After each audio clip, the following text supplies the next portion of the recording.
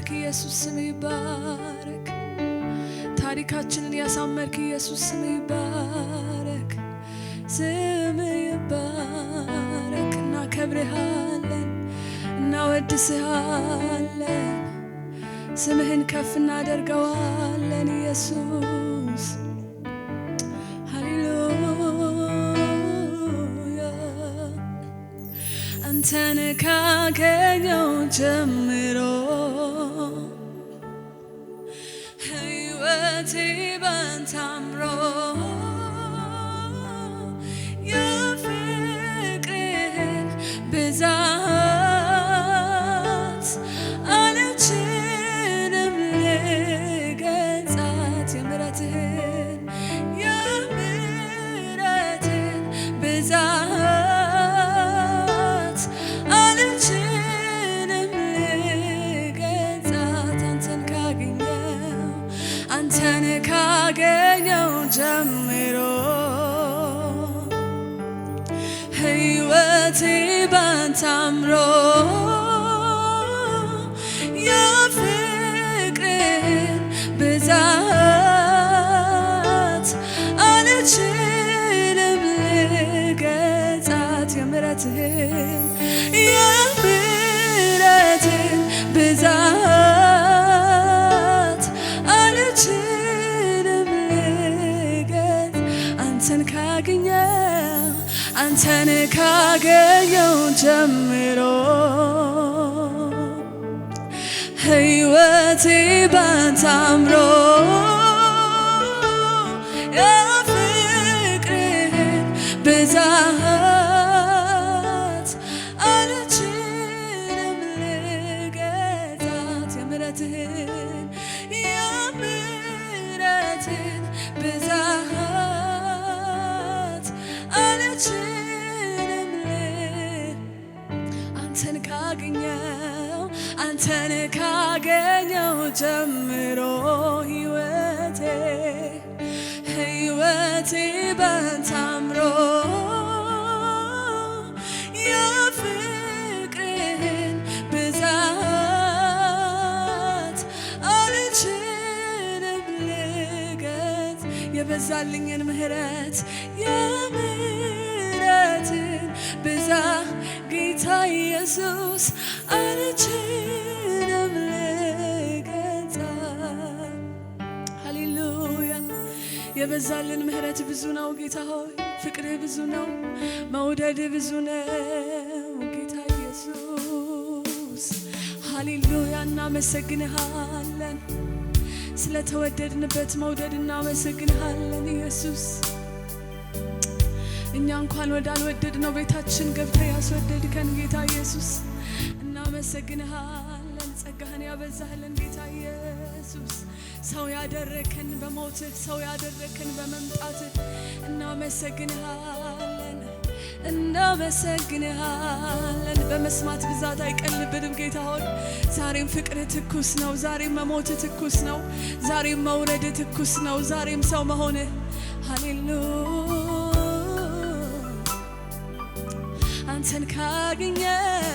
አንተን ካገኘው ጀምሮ ሕይወቴ ባንተ አምሮ የፍቅርህን ብዛት አልችልም ልገልጻት። የምሕረትህን ብዛት አልችልም ልገልጻት። አንተን ካገኘው ጀምሮ ሕይወቴ ባንተ የፍቅርህን ብዛት አልችልም ልገልጻት። የምሕረትህን ብዛት ጌታ ኢየሱስ። ሃሌሉያ። አንተን ካገኘው ጀምሮ ሕይወቴ ባንተ አምሮ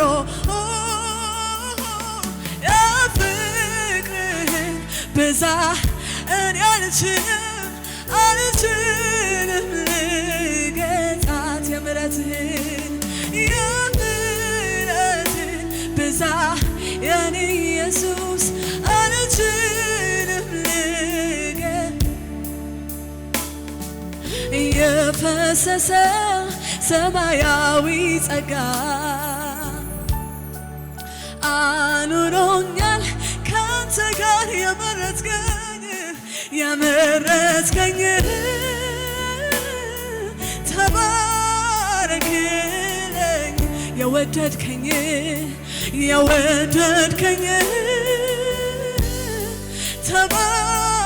ተባረክልኝ የፈሰሰው ሰማያዊ ጸጋ አኑሮኛል ካንተ ጋር አኑሮኛል የወደድከኝ ተባረክ ኢየሱስ ተባረክልኝ የመረጥከኝ ሃሌሉያ ተባረክልኝ ስለዚህ ሰው ያረገኝ ጸጋና ታሪኬን ለውጦ ከሞት አስመልጦ ጌታ ሆይ ተመስገን ሰው ያረገኝ ጸጋና ታሪኬን ለውጦ ከሞት አስመልጦ ጌታ ሆይ ተመስገን ሰው ያረገኝ ጸጋና ታሪኬን ለውጦ ከሞት አስመልጦ ጌታ ሆይ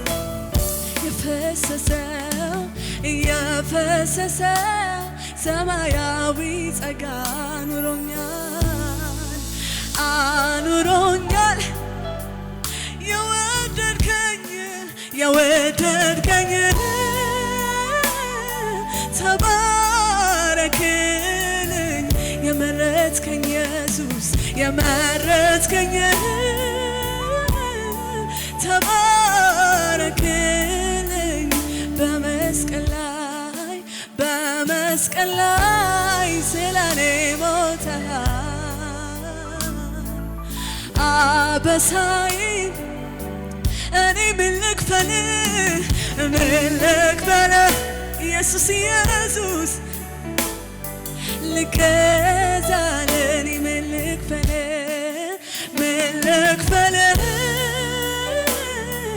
እንዲያው ልገዛ ስለዚህ ሰው ያረገኝ ጸጋና ታሪኬን ለውጦ ከሞት አስመልጦ ጌታ ሆይ ተመስገን ሰው ያረገኝ ጸጋና ትናንቴን ለውጦ ከሞት አስመልጦ ጌታ ሆይ ተመስገን እናመሰግንሃለን አመስግኑት ጌታን እኔ አወድስሃለሁ ጌታ ኢየሱስ ሰው ያደረግከኝ ታሪኬን የቀየርክ ኢየሱስ ጠረኔ የቀየርክ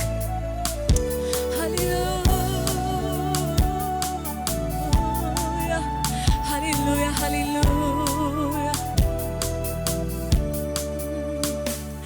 ለምን ወደድከኝ አልልህም በእርግጥ ወደኸኛል ለፍቅር መግለጫ ይህ ነው ስለ እኔ ተወግተሃል አንተ ለኔ የሆንከውን ያህል እኔ ላንተ ያህል እንደሆነ አላውቅም ለክቼም አላየም ግን አንድ ነገር አውቃለሁ ስለወደድከኝ እኔ ኢየሱስ ግን አንድ ነገር አውቃለሁ ስለወደድከኝ አንድ ነገር ግን አንድ ነገር አውቃለሁ ስለወደድከኝ ስለወደድከኝ ለምን ወደድከኝ ለምን ወደድከኝ አልልህም በእርግጥ ወደድከኝ ለፍቅር መግለጫ ይሄ ነው ስለኔ ተወግተህ አንተ ለኔ የሆንከውን ያህል እኔ ላንተ አላውቅም ምን ያህል እንደሆን አላየሁም ግን አንድ ነገር አውቃለሁ ስለወደድከኝ የተወደድን ልጆች ነን ግን አንድ ነገር አውቃለሁ ስለወደድከኝ እኔ ግን አንድ ነገር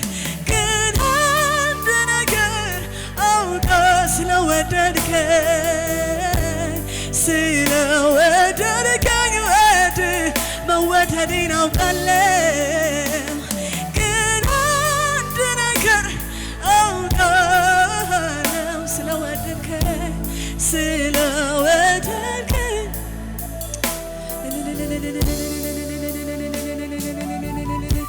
እንወድሃለን ኢየሱስ የወደድከን ሰው ያደረግከን እንወድሃለን የእግዚአብሔር ልጅ ኢየሱስ እንወድሃለን አለን ብለን የምናወራው ስጦታችን ተሰጠን የምንለው ስጦታችን እንዲሁ የወረድክልን እንዲሁ የሆንክልን ኢየሱስ እንዲሁ ስታየን ወደድከን እንዲሁ ራራህልን በደም ተለውሰን ሳለን እንዲሁ ወደድከን እንዲሁ ዓይንህ ውስጥ ገባን ኢየሱስዬ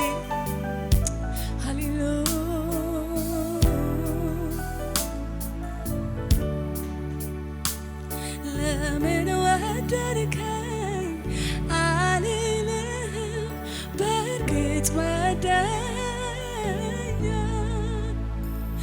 ለፍቅር መግለጫ ይሄ ነው ስለኔ ተወግተህ አንተ ለኔ የሆንከውን ያህል እኔ ላንተ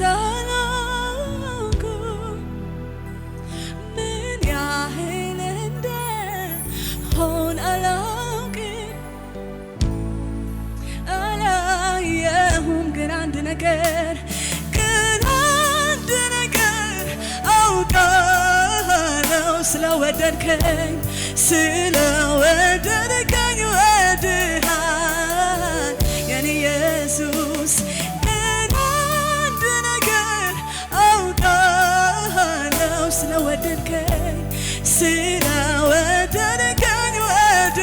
የማውቀው አንድ ነገር ግን አንድ ነገር አውቃለሁ ከማንም በላይ ስለወደድከኝ ግን አንድ ነገር አውቃ የኔ ወዳጅ የኔ ኢየሱስ ስለወደድከኝ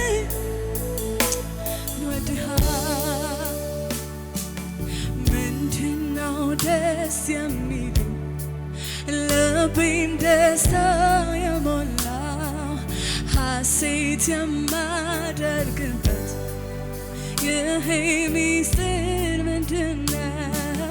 ምንድነው ደስ የሚለኝ ልቤን ደስታ የሞላው ሐሴት የማደርግበት ይሄ ሚስጥር ምንድነው ደስ የሚለኝ ምንድነው ደስ የሚለኝ ልቤን ደስታ የሞላው ሐሴት የማደርግበት ይሄ ሚስጥር እንደገና ምንድነው ደስ የሚለኝ ልቤን ደስታ የሞላው ሐሴት የማደርግበት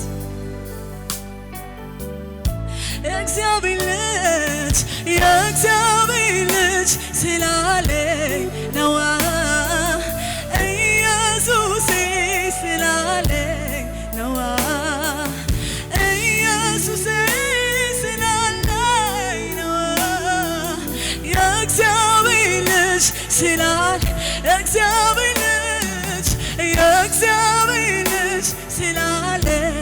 ነዋ ኢየሱሴ ስላለኝ ነዋ ኢየሱሴ ስላለኝ ነዋ የእግዚአብሔር ልጅ ስኖር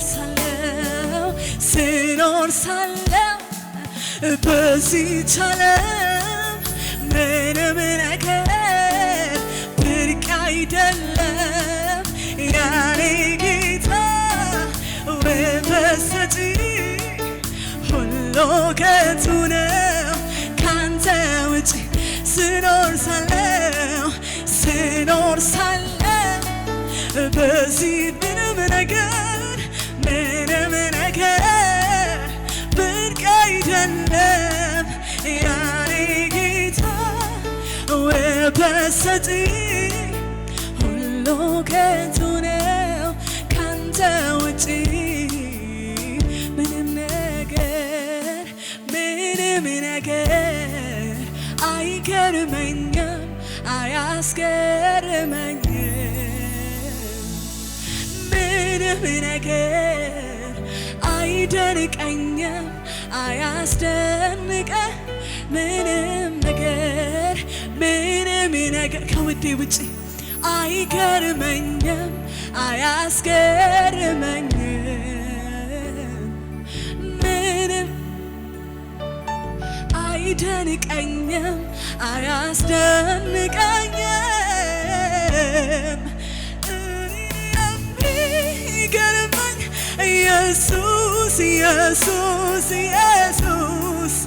እኔን የሚደንቀኝ ኢየሱስ ለኔ ብርቅ የምለው ኢየሱስ ለኔ ውድ የሆነው ኢየሱስ እኔን የሚገርመኝ ኢየሱስ እኔን የሚደንቀኝ ኢየሱስ ለኔ ውድ የሆነው ከዚህ በላይ ስጦታ አላውቅም ጌታ ሆይ ከልጅ በላይ የለም ስጦታ ሃሌሉያ ኢየሱስ ምንድነው ደስ የሚለኝ ልቤን ደስታ የሞላው ሐሴት የማደርግበት ይሄ ሚስጥር ምንድነው ደስ የሚለኝ ልቤን ደስታ የሞላው ሐሴት ይሄ የእግዚአብሔር ልጅ ስላለኝ ነዋ ኢየሱሴ ስላለኝ ነዋ ኢየሱሴ ስላለኝ ነዋ የእግዚአብሔር ልጅ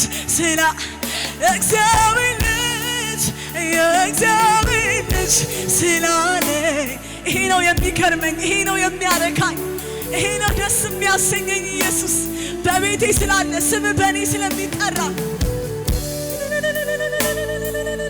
ሃሌሉያ የእግዚአብሔር ልጅ ስላለኝ ነዋ ስኖር ሳለው በዚህች ዓለም ምንም ነገር ብርቅ አይደለም ያኔ ጌታ ውበት ሰጪ ሁሉ ከንቱ ነው ካንተ ውጪ ስኖር ሳለው በዚህ ዓለም ምንም ነገር ብርቅ አይደለም ባገኝ ባጣ የኔ ጌታ በስ ሁሉ ከንቱ ነው ኢየሱስዬ ካንተ ውጪ ምንም ነገር አይገርመኝም አያስገርመኝም ምንም ነገር አይደንቀኝም አያስደንቀኝም ምንም ነገር አይገርመኝም አያስገርመኝም ምንም ነገር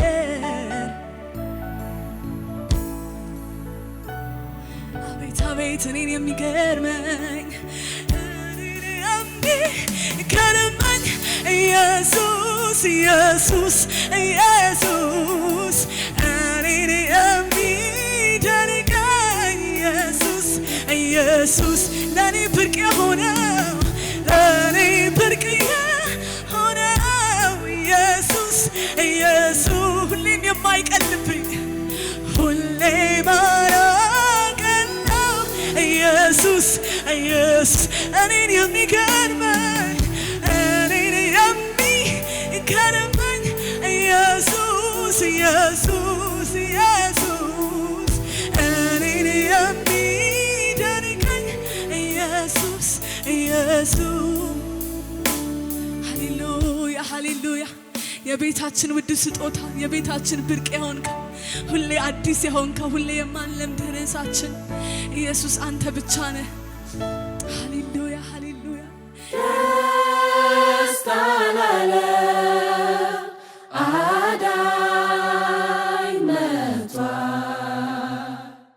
ውድ የተስፋ ብሮድካስቲንግ ኔትወርክ ተከታታዮችና የዚህ ፕሮግራም ታዳሚዎች እንኳን ለ2018ኛው የጌታችን ኢየሱስ ክርስቶስ የልደት በዓል መታሰቢያ በዓል በሰላም አደረሳችሁ። ይህ የተስፋ ምሽት ነው። እንግዲህ የተስፋ ምሽት የተለያዩ የጥበብ ስራዎችን የስነ ጽሁፍ ስራዎችን እያደመጥን እየተመለከትን ተስፋችን ኢየሱስ ክርስቶስን የምናስታውስበት ምሽት ነው። ዛሬ ደግሞ ለየት ባለ መልኩ ከድንግል ማርያም የተወለደውን በግርግም ያደረውን ተስፋችን ኢየሱስ ክርስቶስን የምናስታውስበት ልዩ ምሽታችን ነው ማለት ነው። ስለዛ በመጀመሪያም ወንድማችን አሳየኸኝ ለገሰን ወደ መድረክ ጠራና ጥቂት ደቂቃዎች ስለዚህ ተወለደው ተስፋችን አንዳንድ ነገሮችን ይለልና ከዛ በመቀጠል ደግሞ ወደ ጽሁፍ ስራዎቻችን እንሄዳለን ማለት ነው። ወንድማችን አሳየኸኝን ወደ መድረክ ጋብዛለሁ።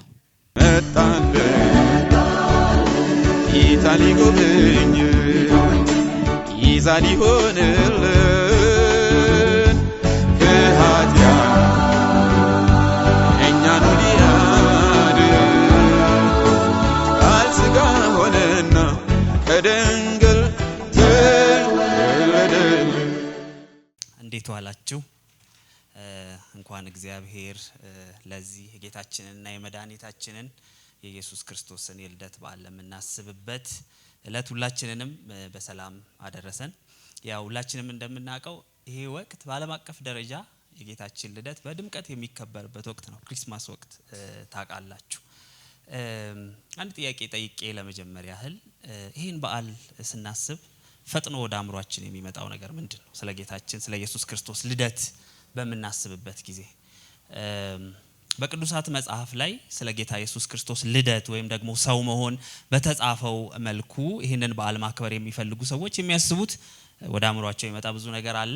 እንዲሁም ደግሞ ሌሎች እንዲሁም የበዓሉን ባህላዊ ገጽታ ብቻ ባጎላ መልኩ አሁን ባለማችን በብዛት በዛ መልኩ ነው ክሪስማስ የሚከበረው ታውቃላችሁ። በዛ መልኩ የሚያከብሩ ሰዎች ደግሞ ወደ አእምሯቸው በጣም የተለየ ነገር ይመጣል።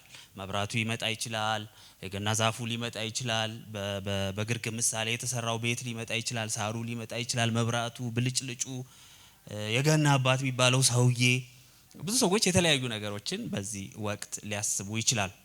እኛ ግን በክርስቶስ ኢየሱስ የምናምን ኢየሱስ ክርስቶስ ደቀ መዛሙርት የሆነን ጌታችንና አምላካችን ነው ብለን የምናምን ሰዎች ገናን ስናስብ ቶሎ ወደ አእምሯችን የሚመጣው ነገር ምንድነው? ቢያንስ እኔ ወደ አእምሮ የሚመጣውን አንድ ነገር መናገር እችላለሁ። ብዙዎቻችን የምንጋራው ነገር እንደሆነ ስለማስብ ማለት ነው። አስባችሁታል? ጌታችን ኢየሱስ ክርስቶስ የዓለማት ያጽናፈ ዓለም ሁሉ ፈጣሪና ሰሪ እንዲሁም አስተዳዳሪ የሆነው ጌታ በአንድ ወቅት ራሱን ዝቅ አድርጎ የባሪያን መልክ ይዞ በእኛ መልክ ተገኝቶ በውርደት ዝቅ ማለቱን እናስታውሳለን። ብዙዎቻችን ይሄንን ነው የምናስበው። የትህትናውን ጥግ ከምንም ነገር በላይ የምናስብበት ወቅት እንደሆነ አስባለሁኝ። የጌታችን ኢየሱስ ክርስቶስ ልደት በምናስብበት ጊዜ ትውፊትም እንደሚለው ጌታችን ኢየሱስ ክርስቶስ ዓለሙን ለማዳን በአጭር ቁመት በጠባብ ደረት ተወስኖ ወደኛ መጣ ይባላል አይደል? ጌታ አበውም ይላሉ እግዚአብሔር ዓለምን ከፈጠረበት ጥበቡ ሰውን ሰው ሆኖ ያዳነበት ጥበቡ ይበልጣል ይላሉ። በጣም የምንደነቅበት ወቅት ነው ይሄ ጌታችን ኢየሱስ ክርስቶስ ትህትና በምናስብበት ጊዜ ማለት ነው።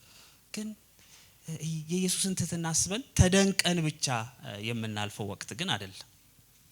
ስለ ክርስቶስ ኢየሱስ ራሱን ማዋረድና ዝቅ ማለት በምናስብበት ጊዜ ያ በኢየሱስ ክርስቶስ ያየነው ትህትና እኛም ደግሞ በህይወታችን ኢሚቴት የምናደርገው ወይም ደግሞ የምንደግመው መሆኑን የምናስብበት ወቅት ከክርስቶስ ኢየሱስ የምንማረውም እንደሆነ ማሰብ መቻል አለብን።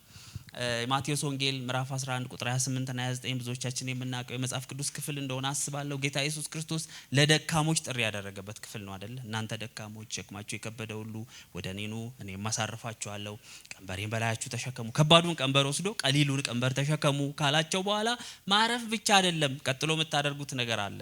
ምንድነው? ከኔ ምን አድርጉ? ተማሩ ይላል አይደል? ምንድነው ከጌታችን የምንማረው ነገር? ራሱ ኢየሱስ እኮ እዛው ክፍል ላይ ይናገራል። ምን አለ? እኔ የዋህ በልቤ ምንድነኝ? ትሁት ነኝ። ስለዚህ ከክርስቶስ ኢየሱስ እንደው ትህትናውን ለኛ ዛሬ መውረዱን በግርግም መወለዱን የምናደንቅበት ብቻ ሳይሆን ትህትናውን የምንኮርጅበትም እለት እንደሆነ ለዛም ክርስቶስ እንደመጣ የምናስብበት ነው። ሐዋርያው ጳውሎስም በፊልጵስዩስ ምዕራፍ 2 ላይ በሁለት ወገን ተጣልተው የነበሩ ሰዎች በፈጠሩት ክፍፍል ምክንያት ዋናው ችግራችሁ ትህትና ማጣት ነው ብሎ እንደ ምሳሌ ያነሳው ማንን ነው? ጌታችን ኢየሱስ ክርስቶስን ነው። እሱ በእግዚአብሔር መልክ ሲኖር ሳለ ያንን መልክ እንደ መቀማት ሳይቆጥር ምን አደረገ? ዝቅ አለ፣ ወረደ፣ ተዋረደ ይልና አንድ ነገር ይላቸዋል። ፊልጵስዩስ ምዕራፍ 2 ቁጥር 5 ላይ ምንድነው የሚላቸው? ያ በክርስቶስ ኢየሱስ የነበረ ሐሳብ በእናንተ ደግሞ ይሁን ይላቸዋል አይደል? ስለዚህ ኢየሱስ ትህትና አቤት ጌታችን ከግርማው ከክብሩ እንዴት ነው የወረደው ብለን የምንደነቅበት ብቻ ሳይሆን እንዲህ መደነቅ አለብን። ግን ደግሞ እኛም በሱ ያለ ትህትናን ሐሳብ በህይወታችን ስለመኖር የምናስብበት በዓል እንዲሆንልን አስባለሁ። እሺ አንድ ነገር ልናገር። ጌታችን ኢየሱስ በብዙ መልኩ ነው ትህትናን በምድር ላይ በኖረበት ጊዜ የገለጠው። ስለ አንዱ መንገድ እናገራለሁ። ያ አንዱ መንገድ ጆን ስቶት ቢባል ሰባኪ ታውቁት ይሆናል። የቅዱሳት መጻሕፍት አስተማሪ ነው። እንደውም የስነ መለኮት ሊቅ ነው። ይሄ ሰው አንድ ዘ ራዲካል ዲሳይፕል የሚል መጽሐፍ አለው። በዚህ መጽሐፉ ላይ እውነተኛ የሆኑ የክርስቶስ ደቀ መዛሙርት ሊኖራቸው ስለሚገቡ ባህሪያት ወይም ጠባያት ብዙ ነገሮችን ዘርዝሯል። እና ከዘረዘራቸው የእውነተኛ ደቀ መዝሙር ባህሪያት ብሎ ከዘረዘራቸው ነገሮች መካከል አንዱ ምናልባት ብዙዎቻችን ትኩረት የማንሰጠው አንድ ነገር አለ። ምን አለ? ጥገኝነት የሚል ነው። ዲፔንደንስ። እውነተኛ የክርስቶስ ደቀ መዝሙር የሚሆን ሰው በሌላ ወንድሙና እህቱ ላይ በአካል ውስጥ ጥገኛ መሆንን የሚለማመድ ሰው ነው ብሎ ያቀረበው ነገር በጣም የሚያስገርም ነው። ለዚህ ደግሞ እንደ ምሳሌ የጠቀሰው ጌታችን ኢየሱስ ክርስቶስ ራሱን ኢየሱስ ክርስቶስ ሲወለድ ከመወለዱም በፊት በድንግል ማህፀን ውስጥ በሚያድርበት ጊዜ ለእድገቱ በሚያስፈልገው ነገር ላይ በእናቱ ላይ ጥገኛ ነበር አልነበረም? በእናቱ ላይ ጥገኛ ነበር። ሲወለድም ከተወለደም በኋላ እንዲሁ አሁንም በእናቱ ላይ እንዲሁም ደግሞ በዮሴፍ ላይ ጥገኛ ነበር። የሚያበሉት እነሱ ነበሩ፣ የሚያጥቡት እነሱ ነበሩ፣ እጁን ይዘው ዳዴ የሚያስተምሩት እነሱ ነበሩ፣ ሲወድቅ የሚያነሱት እነሱ ነበሩ። በሁሉ ነገር ወላጆቹ ላይ ጥገኛ ነበረ። ትዝ ይላችኋል ሄሮድስ በቤተልሔምና በአካባቢ ያለውን ከ2 ዓመት በታች የሆኑ ህፃናት እንዲገደሉ አዋጅ ያወጣ ጊዜ ጌታ ኢየሱስ ያ ዓለማቱ ጌታ የማንም ጥገኛ ያልሆነው ፍጥረት ሁሉ በሱ ላይ ጥገኛ የሆነለት አምላክ ከዛ ሞት ለመትረፍ በዮሴፍና በማርያም ላይ ምን ነበር? ጥገኛ ነበር። ይሄንን ጆን ስቶት ያልኳችሁ ሰው ይጠቅሰዋል ማለት ነው። ያ ብቻ አይደለም። በአገልግሎቱ በምድር ላይ በኖረበት 3 ዓመት ተኩል ቆይቷል ተብሎ በሚታሰበው የአገልግሎት ወቅት ኢየሱስ በሌሎች ሰዎች ላይ ጥገኛ መሆን ምን እንደሚመስል አይቷል አይደለ? ጌታችን ራሱ እንደተናገረው እንደምታውቁት ጎኑን የሚያሳርፍበት ቤት ኢየሱስ ነበረው አልነበረውም? ቤት አልነበረውም። የዕለት ጉርሱን ለማሟላት የሚሰራው ገንዘብ የሚያስገኝለት ገቢ የሚያስገኝለት ስራ አልነበረውም። ግን በጣም የሚገርማችሁ ጌታ ኢየሱስ ክርስቶስን በቤቱ የሚቀበሉት የሚመግቡት ሰዎች እንደነበሩ በወንጌላት ላይ ተጽፎ እናገኛለን። ለሚበላው ምግብ የሚያመጡለት ሰዎች እንደነበሩ መጽሐፍ ቅዱስ ተጽፏል። ይሄ ብቻ አይደለም፣ እንዲሁም በገንዘብ ጌታን ይረዱት የነበሩ ሴቶች እንደነበሩ ሉቃስ ጽፎልናል አይደለ? ጌታ ኢየሱስ በአገልግሎቱ ዘመን ሁሉ ለሚያስፈልገው ነገር በሰዎች ላይ ጥገኛ ነበር። በሞቱም ጊዜ ስጋውን አውርደው መቃብር አዘጋጅተው ከፈን አርገው ገንዘው የሚቀብሩት ሰዎች ጭምር ያስፈልጉት ነበር። ስለዚህ ኢየሱስ ከመወለዱ እስከ ሞቱና እስከ ትንሳኤው ድረስ በሌሎች ሰዎች ላይ ጥገኛ መሆንን ያውቃል ማለት ነው። ለማንም እርዳታ የማያስፈልገው ሆኖ መምጣት ሲችል ግን ደግሞ ትህትናውን ለማሳየት የትህትናው ጥግ እዛ ድረስ ሄዷል። ዲፔንደንት ነበረ በሰዎች ላይ ጌታችን ኢየሱስ ክርስቶስ። አንዳንዶች እኔ ማንም ጥገኛ አልሆንም ሲሉ እንሰማለን አይደል? ራሴን ችዬ በራሴ ለራሴ አላንሰም። ይሄ ብዙ ጊዜ ምንለው ነው። አም ሰልፍ ሰፊሽንት፣ በቃ ለኔ ለራሴ በቃለሁ ማንም አያስፈልገኝም የሚለው ይሄ የዘመኑ መንፈስ ይመስለኛል። ይሄ ለክርስቲያን በአንድ መልኩ ያለመብሰል ምልክትም ነው፣ በሌላ መልኩ ደግሞ ትዕቢትም አይመስላችሁም? ለምን እግዚአብሔር ቤተክርስቲያኑን የሰራው አንዳችን በሌላችን ላይ ምን እንድንሆን አድርጎ ነው? ጥገኞች እንድንሆን አድርጎ ነው። በሁሉ ነገር በሌሎች ላይ ጥገኛ እንሆናለን ማለት አይደለም። ራሳችንን የምንችልባቸው ጥገኛ የማንሆንባቸው ነገሮች ሊኖሩ ይችላሉ። ግን በሌሎች ሰዎች ላይ ጥገኛ እንድንሆን፣ በተለይ አማኞች በክርስቶስ አካል ውስጥ አንዳችን በሌላችን ላይ ጥገኛ እንደሆነን መጽሐፍ ቅዱስ ያስተምረናል። ለምሳሌ 1 ቆሮንቶስ ምዕራፍ 12 ላይ ያለውን የአካል ምሳሌ በምንመለከትበት ጊዜ አካል ብዙ ብልቶች አሉት ይላል። ከብዙ ብልቶች ነው አካል የተሰሩት። አይን አለ፣ አፍንጫ አለ፣ ጆሮ አለ፣ እግር አለ፣ እጅ አለ። በጣም ብዙ የሚታዩ የማይታዩ በውስጥ ያሉ የአካል ብልቶች አሉ። እንደዚህ አድርጎ እግዚአብሔር አካልን ሰርቷል። ከዛ ይልና ለምንድን ነው እንደዚህ የሰራው ሲል አንዱ ያለ አንዱ ሙሉ እንዳይሆን አድርጎ እንደሰራው ደግሞ ይናገራል። ቁጥር 17 ላይ ምን ይላል? አይን እጅን አታስፈልገኝ ሊለው አይችልም፣ ራስም እግርን አታስፈልገኝም ሊለው አይችልም። ይሄ ማለት ነው ለአንዱ የአካል ብልት ሌላው ምን ያደርገዋል? ያስፈልገዋል። አንዱ የአካል ብልት በሌላ የአካል ብልት ላይ ምንድነው ማለት ነው? እስቲ ጥገኛ በሉ። ጥገኛ ነው ማለት ነው። ስለዚህ እግዚአብሔር እንደዛ አድርጎ ነው አካልን የሰራው። አንዳንድ ጊዜ በጣም በአካል ብልቶቻችን ውስጥ ደካማ የሆኑ አያስፈልጉም ብለን የምናስባቸው የአካል ብልቶች ሊኖሩ፣ እንደዛ ልናስብ እንደምንችል ሐዋርያው ጳውሎስ ስላሰበ ምንድን ነው የሚለው? እንዲያውም ደካማ የሚመስሉ የአካል ብልቶቻችን ይልቁን ምንድናቸው? አስፈላጊዎች ናቸው ብሎ ደግሞ ይነግረናል ማለት። ስለዚህ አንዳችን ያለ ሌላችን ሙሉ እንዳንሆን፣ አንዳችን በሌላችን ሙላትን እንድናገኝ፣ አንዳችን የሌላችን ጥገኞች እንድንሆን፣ አንዳችን የሌላችን ሸክም ጭምር እንድንሆን አድርጎ እግዚአብሔር አካሉን በዛ መልኩ እንደሰራ መጽሐፍ ቅዱስ ይናገራል። እግዚአብሔር ይህን ለምን አደረገ ካልን ቁጥር 25 ላይ ምን ይላል? እግዚአብሔር ይህን ያደረገው በአካል ብልቶች መካከል መለያየት ሳይኖር እርስ በርሳቸው እኩል እንዲተሳሰቡ ስለፈለገ ነው። አንዳችን የሌላችን ጥገኛ በመሆን የኔን ጉድለት እናንተ እንድትሞሉ፣ የእናንተን የሚሞላ ነገር ደግሞ እኔ ጋር እግዚአብሔር ከሰጠኝ እንድሞላው አድርጎ እግዚአብሔር አካልን ሰርቷል ማለት ነው።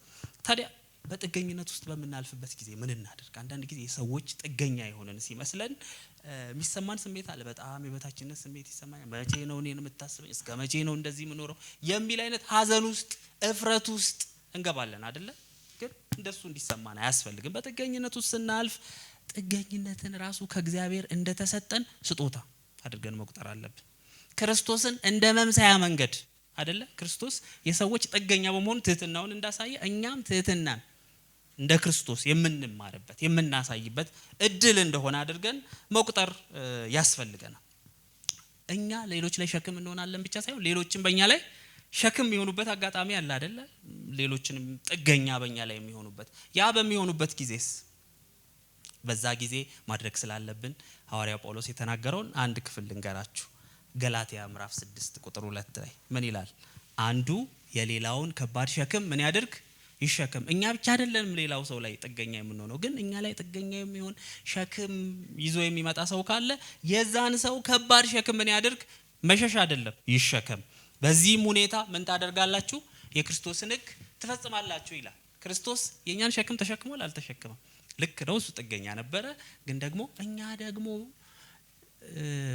ያለብንን ሸክም የኃጢአት ሸክማችንን እንደወሰደ እንዳገለገለን መጽሐፍ ቅዱስ ይናገራል። ሮሜ ምዕራፍ 15 ላይ እኛ ብርቱዎች የሆንን የደካሞችን ሸክም እንሸከም ይልና ክርስቶስን ምሳሌ አድርጎ ያቀርባል። ባልንጀራችንን ለማነጽ ለመጥቀም ደስ የሚያሰኘውን ማድረግ ይገባናል። ምክንያቱም ክርስቶስ ራሱን ደስ አላሰኘምና። ነገር ግን አንተን የሰደቡበት ስድብ በእኔ ላይ ደረሰብኝ ተብሎ እንደተጻፈው ሆነበት። ክርስቶስ እኛን ተሸክሞ የኛ አገልጋይ እንደሆነ እኛም ደግሞ የሌሎች አገልጋይ መሆን እንዳለብን መጽሐፍ ቅዱስ ይነግረናል። ስለዚህ ምን እያልከን ነው ካላችሁኝ፣ በመጨረሻ በጥገኝነት ውስጥ የምናልፍ ሰዎች ካለን በተለያየ ነገር በጥገኝነታችን አንፈር። ምናልባት ክርስቶስን የምንመስልበት አንዱ መንገድ ሊሆን ይችላል። ምክንያቱም ኢየሱስ ክርስቶስ ወደ ምድር በመጣበት ጊዜ፣ በተወለደበት ጊዜ፣ በአገልግሎት ዘመኑ እስከ አረገበት ጊዜ ድረስ የሰዎች ጥገኛ ነበር። ምንም የሚያሳፍር ነገር የለም። ኢየሱስ በሰዎች ላይ ጥገኛ መሆኑ ከመለኮት ክብሩ አጉድሎታል እንዴ? አላጎደለውም። ምንም የሚጎልብን ክብር የለም። ስለዚህ በዚህ አንፈር። በእኛ ላይ ጥገኛ የሚሆኑ እኛ እንድንረዳቸው የሚያስፈልገን ሰዎች በሚኖሩበት ጊዜ እነሱንም እኛ በትህትና በተራችን ክርስቶስ እኛን እንዳገለገለን እናገልግል። በዚህ ምን እናደርጋለን? በዚህ የክርስቶስን ሕግ ትፈጽማላችሁ ይላል ማለት ነው። ትህትናን እንለማመዳለን፣ ኢየሱስን መምሰልን እንለማመዳለን። ስለዚህ ይሄንን የገና ወቅት የክርስቶስን ልደት ወቅት ስናስብ በትህትና ክርስቶስን ስለመምሰል የምናስብበት፣ ትህትናን እንደ ልብስ መልበስን፣ ክርስቶስን ኢሚቴት ማድረግን፣ እሱን በትህትናው መምሰልን የምናስብበት ወቅት ሊሆንልን ያስፈልጋል። እግዚአብሔር አምላክ ይህ እንዲሆንልን ይርዳን። በትህትና ጌታችን እንድንመስል ያግዘን። ጸጋው ይብዛልን። ተባረኩ። መጣልን ጌታ ሊጎበኝ ይዛ ሊሆንልን ከኃጢአት እኛን ሊያድን ቃል ሥጋ ሆነና ከድንግል ተወለደልን።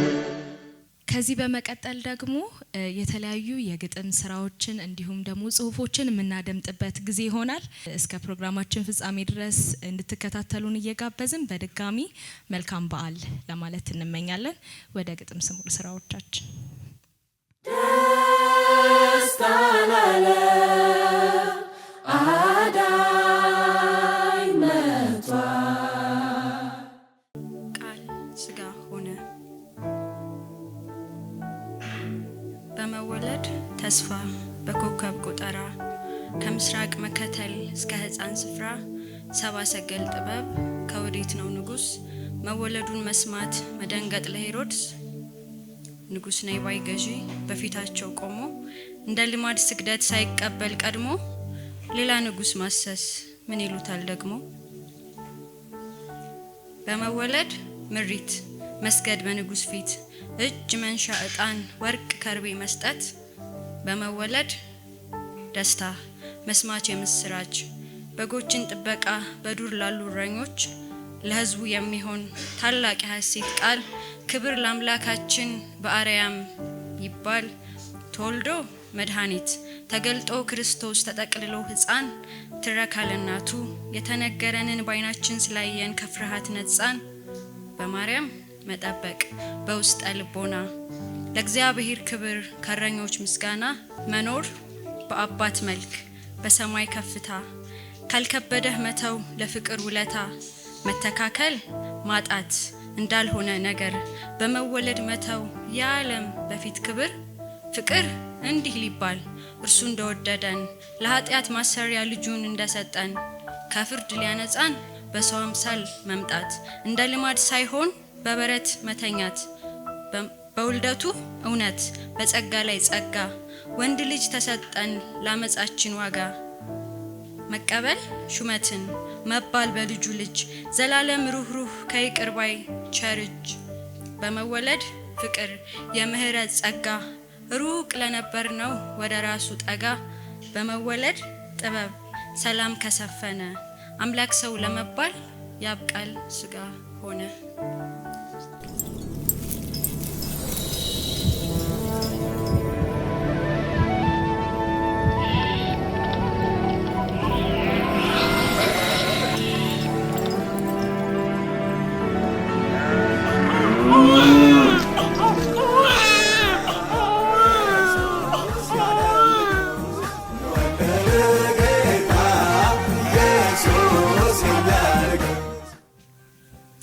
እንኳን አደረሳችሁ።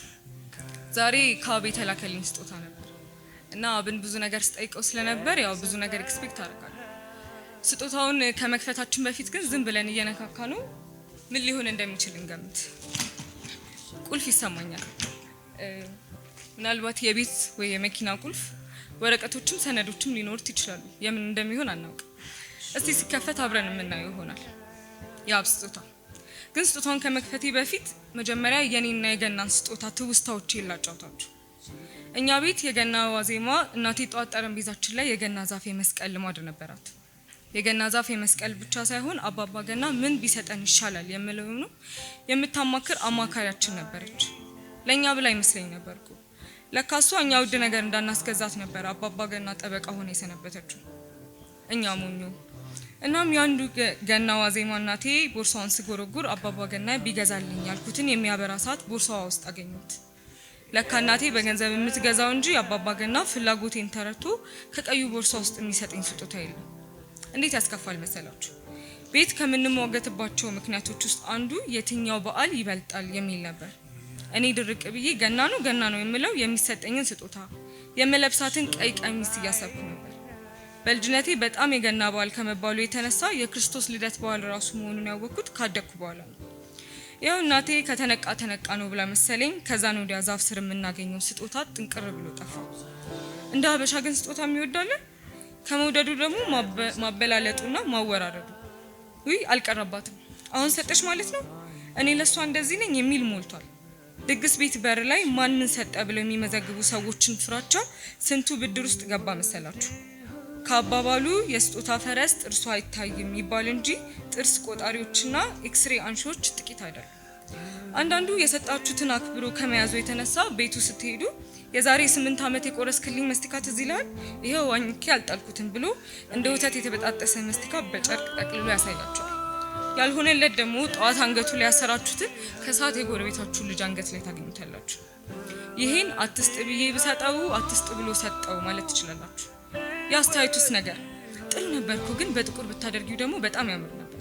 ከዚህ ከፍ የሚላተሽ ነው ወይ በእናትሽ እራሱ አለኝ ወይ የሚቻል ከሆነ እቃውን መልሽና ብሩን ስጭኝ የሚሉ አሉ። እረ ስንቱን ጉድ ልበላችሁ። አው ስጦታ እንደዚህ ነው። እንደ ሰጪው እንደ ተቀባዩና እንደ ስጦታው ይለያያል። ቲክቶከሮችን አላያችኋቸው? አንድ አንበሳ ሲሰጣቸው አንበሳ በሚያስፈራራ ደስታ ሲያጓሩ ወሬ አበዛው መሰለኝ። ስጦታው ረሳሁት። ኑ በሉ አብረን እንፈታው።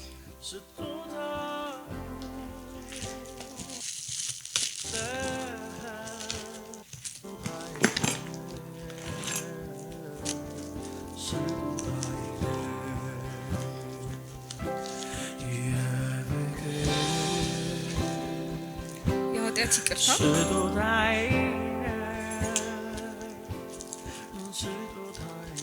የገነት መግቢያ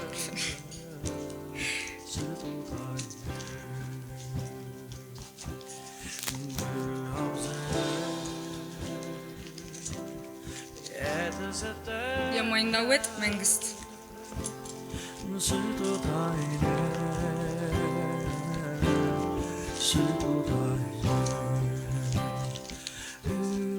የዘላለም ሕይወት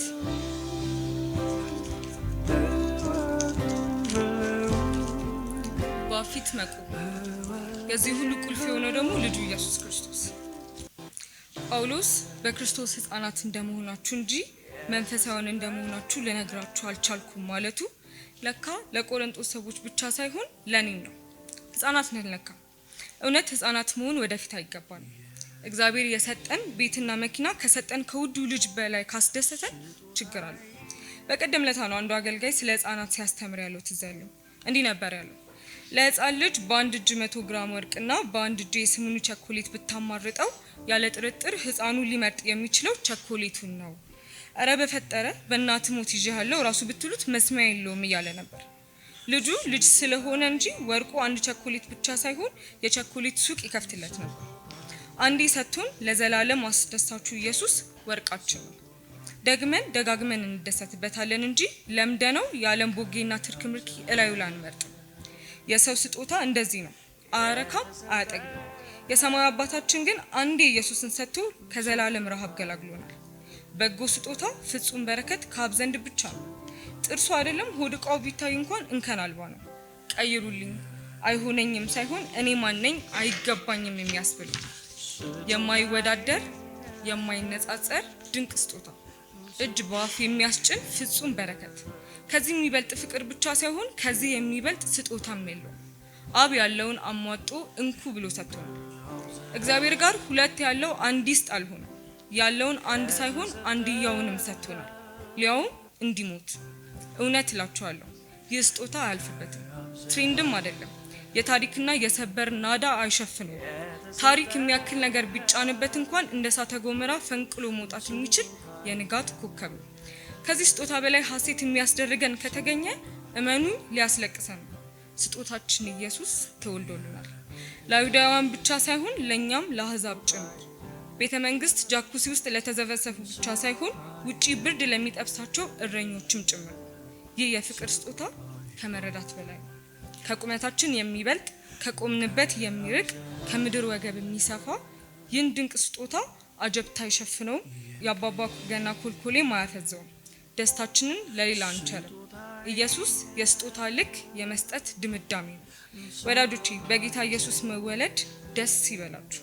ደግሜ እላችኋለሁ ደስ ይበላችሁ። በዓል በመጣ ቁጥር የምንጓጓለትን ኢየሱስ እናጣጥመዋለን። ከዛ ደግሞ በሰማያት ከእርሱ ጋር ለዘላለም እንኖራለን። ኢየሱስ በልባችን የሚወለድበት በዓል ይሁንልን። አመሰግናለሁ።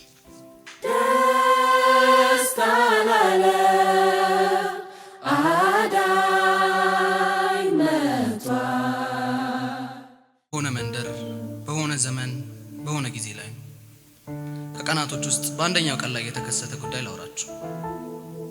ከቀኖች ሁሉ የተለየ ቀን ነበር። ጥርት ፍንትው ያለ ደመና የሰማዩን ክበብ እንደ ነጭ ባዘቶ ያቀለመበት፣ ምንጮች ጎልብተው የሚንፎለፎሉበት፣ ፏፏቴዎች የውሃ ጉልበት ጸንቶላቸው የሚተጉበት፣ ከተራሮች አናት ላይ ነጭ የውሃ ነጠብጣቦች እርስ በርስ ተጣብቀው የሚንሿሹበት፣ አበቦች ምድርን አካለው የምድርን ከለም ባደመቁበት፣ ኑሩብኝ ኑሩብኝ በሚል ቀን ላይ ሰዎች የመኖር ስንቅ ቋጥረው በሚፈስ የኑሮ ጣዕም በማለዳ የኑሮ ግብራቸውን ለመከወን በሚሮጡበት ጊዜ አንድ አዲስ ጉዳይ ተፈጠረ። እርሱም በሰፈሩ ላይ ሌባ ተያዘ። በዛ ሰፈር ላይ ብዙ አይነት ሰዎች አሉ። እድሜያቸው ከ1 ቀን እስከ 100 ዓመት፣ ክብደታቸው ከ1 ኪሎ ግራም እስከ 150 ኪሎ ግራም፣ ባህሪያቸው ደግሞ ፈሪ፣ ጀግና፣ ተደባዳቢ፣ ጨዋ፣ ሐሜተኛ፣ ግልጽ ተናጋሪ፣ ሌባ፣ ታማኝ፣ ብዙ አይነት መልክ፣ ብዙ አይነት ቀለም ያላቸው ሰዎች የበዙበት ቦታ ነው። ለምሳሌ ስማቸው አንድ ፊደል የሆነ 30 ያክል ሰዎች አሉ። እና ቶፐ፣ ወይዘሮ ጨ፣ ወንድም ዱ። በሌላ በኩል ደግሞ በጣም ረጅም ስም ያላቸውም አሉ። ለምሳሌ ወይዘሮ በምስራቅም በምዕራብም በሰሜንም በደቡብም መርገጫቸው የአንድ ሰው ስም ነው። የሆነው ሆኖ ይህ ስም በጣም ስለሚረዝምና ባህሪያቸውም አስቸጋሪ ስለሆነ የአካባቢው ሰው እርገጭ እያለ ነው የሚጠራቸው። እና ዛሬም ሌባ የተያዘው ከወይዘሮ እርገጭ ቤት አጠገብ ጋሽ ንጉሱ ቤት ነበር። ሌባ መያዙን ሲሰማ የአካባቢው ሰው ሁሉ እየተንጋጋ መጣ። መቼስ ሌባ ተይዞ ዱላ አይጠየቅም አይደል የሚባለው። ሰው ሁሉ ሌባን ለመምታት ከየአቅጣጫው ተሰባሰበ። ሰፈሩ ላይ ጃምቦ የሚባል ጉልበተኛ ተደባዳቢ ሰው አለ። የአካባቢው ሰው ጃምቦ ጉልቤው እያለ ይጠራዋል። ጃምቦ ጉልቤው ጠብ ነፍሱ የሆነ የከተማይቱ ወሮ በላ ነው። ወሮ በላ የሚለው ቃል ገጽ በገጽ ጃምቦ ጉልቤውን ይገልጸዋል። ባህሪው ወረር ብልት ነው። በዛ ላይ ጠብ ድብድብ ከተባለ ከማንም ቀድሞ የሚገኘው እሱ ነው። እንደው ሱስ አድርጎበት መሰለኝ በቀን ውስጥ የሆነ ሰው ካልደበደበ ሲያስፋሽገው ይውላል። እና አንዳንዴ ሲብስበት ቁጭ ይልና ዛሬ ደግሞ ማንን ልደብድብ ብሎ ዕጣ ያወጣል። ዕጣ የወጣበት ሰው አለቀለት። በተልካሻ ምክንያት ሰበብ ፈልጎ ጠብ ይጀምራል። አይፍረድባችሁና ከእናንተ መካከል አንዱን መደብደብ ከፈለገ ወይንም ዕጣ ከወጣባችሁ አንተ ይላል። አቤት ስትሉት ከመቼ ጀምሮ ነው ደግሞ በእግረ መራመድ የጀመርከው ብሎ ይጠይቃቸዋል። ለምሳሌ ታዲያ በእጅ ያልሄድ ካላችሁት ጠጋ ይልና በእጅ እንዴት እንደማትሄድ አሳያለሁ ብሎ ጠቡን በይፋ ይከፍተዋል። ወይ ደግሞ ተሳስቼ ነው ጃምቦዬ በእጄ መሄድ ነበረብኝ ብትሉትም ማን ነው በእጅ ሄድ ብሎ የፈቀደልህ ብሎ እንክትም። አለዚያም እግሬ አውጭኝ ብላችሁ ብትሮጡ እንደምንም ይይዝና የዱላ ማዕበል ያከናንባቸዋል። መልሳችሁ ምንም ይሁን ምን መትረፍ አይቻልም። ብቻ የጠብ ፍቅሩ ለየት ይላል። አሁን ባለፈው አንድ ሰው እይታ ወጣበትና የዕለቱ ተረኛ ተደብዳቢ ሆኖ በጃምቦ ጉልቤው ተመረጠ። ገና ወደ አካባቢው ከመድረሱ ስማንተ አለው። አቤት ጃምቦ እያለ እየተቅለሰለሰ። ለምንድን ነው ልብስ ለብሰ ከቤት የወጣ? ምን ይመልስ? ችግሩ የጃምቦ ጉልቤው ዱላዎች ጠቋሚ ናቸው። ለምንድን ነው ቁርስህን የበላኸው ብሎ ከጀመረ 3 ቀን ቁርስ የማያስበላ ዱላ ሊያዘንብ ነው ማለት ነው። ወይ ደግሞ ለምንድን ነው የሳከው ካለ ጥርሳችሁ ፈረደበት። ስምህ ለምን አበበ ሆነም ብሎ ሊደበድባቸው ይችላል። ብቻ ፈርዶበት ለምን ልብስ ለብሰ ወጣ የሚል ጥያቄ ተጠየቀ። ከዚያም ከሆነ ሰዓት በኋላ ልብሱ ከገላው ላይ የት እንደገባ አይታወቅም፣ በአደባባይ ላይ እንደተፈጠረ አድርጎ ሰደደው።